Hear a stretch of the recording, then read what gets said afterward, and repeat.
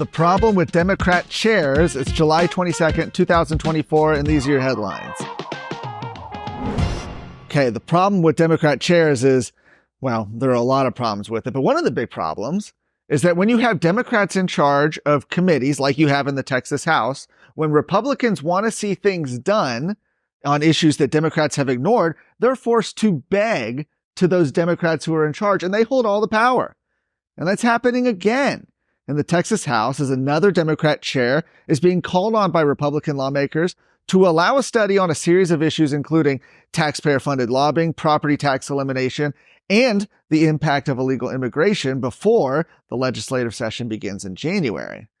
Democrat State Representative Victoria Niave Criado was placed in charge of the House Committee on County Affairs by Speaker Dade Phelan. That's a decision that he made. And while Phelan did not issue any interim charges for the committee, Republican State Representatives Tony Tinderholt and Nate Schatzline are trying to change that.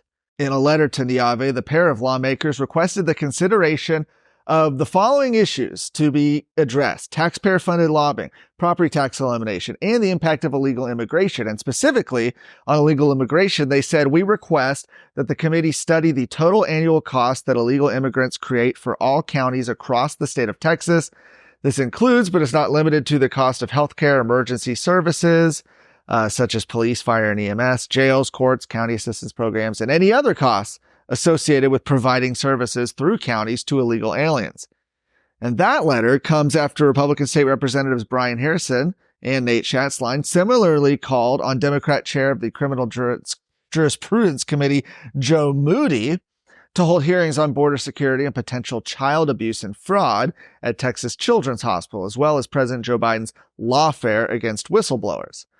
State Representative Steve Toth last week also called on Democrat Abel Herrera, who chairs the Corrections Committee, to investigate the cost of incarcerating illegal aliens to Texas taxpayers. A majority of Republican lawmakers say they want to see an end to the practice of placing Democrats in charge of committees. Phelan says he'll not waver from the practice. Niave, by the way, will not be returning next session after unsuccessfully running for the Texas Senate earlier this year.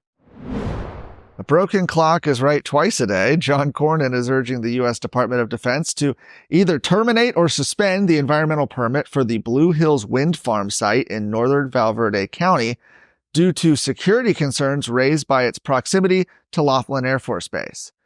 Senator Cornyn wrote to the DoD earlier in July about the purchase of 130,000 acres of land near Laughlin Air Force Base by Sun Guangqin, an oligarch with ties to the Chinese Communist Party. If I'm pronouncing that wrong, let me know if the Chinese are watching. Specifically, Cornyn wants the DoD to terminate or suspend the mitigation agreement or contract for the wind farm project until his office can fully investigate any threats the project poses to the critical training mission of the Air Force Base. Now, according to Cornyn, Sun Guangqin intends to erect hundreds of 700-foot wind turbines, impeding the military's mission, presenting a national security threat, and threatening a historical conservation corridor adjacent to and in between the Devils and Lower Pecos rivers. Cornyn said that the wealthy businessman is from Xinjiang province, where there is widespread abuse of the Uyghurs, and is a former senior leader in the Chinese military, which raises concerns about surveillance of Laughlin Air Force Base and interference with the Electric Reliability Council of Texas on behalf of the Chinese government. Cornyn also explained that the constituents object to the situation, stating that for the past 7 years, members of the Del Rio community have fought the intrusion of the Chinese oligarch. America is at a crossroads. Now, more than ever, Texas must step up and lead the country. We don't have time to mess around. The only way to save America is with a strong Texas. You and I know this, but so do the enemies of life and liberty. Therefore, you and I have no choice but to stand up and fight. I'm Sarah Gonzalez, and to the enemies of liberty, I say, come and take it.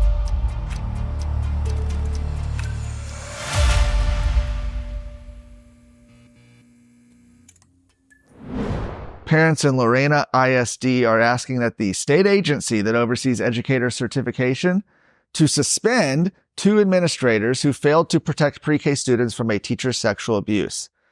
Lorena ISD superintendent and school board trustees have denied multiple requests from the community to hold Lorena primary school principal April Jewell accountable for allegedly looking the other way while a teacher under her supervision, Nicholas Crenshaw, sexually abused girls in his pre-K classroom during the 2020-2021 school year. On Friday, 3 Lorena ISD parents traveled to Austin to seek help from the Texas Education Agency's State Board for Educator Certification, which makes final decisions on disciplinary actions and misconduct cases against certified teachers. The 3 represent a larger group of Lorena ISD families who want administrators held responsible for the sex abuse scandal. While Crenshaw went to prison, Jewell kept her job. More than 800 Lorena residents have signed a petition calling for Jewell to resign. Many have also asked the school board to place Jewell and Superintendent Joe Kucera on administrative leave until accusations against the principal and district are resolved.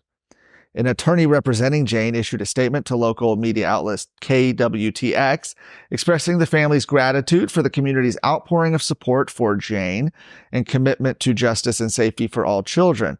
They hear what you are saying and see what you are doing. The next Lorena ISD school board meeting is scheduled for July 29th. For more of today's stories, go to TexasScorecard.com.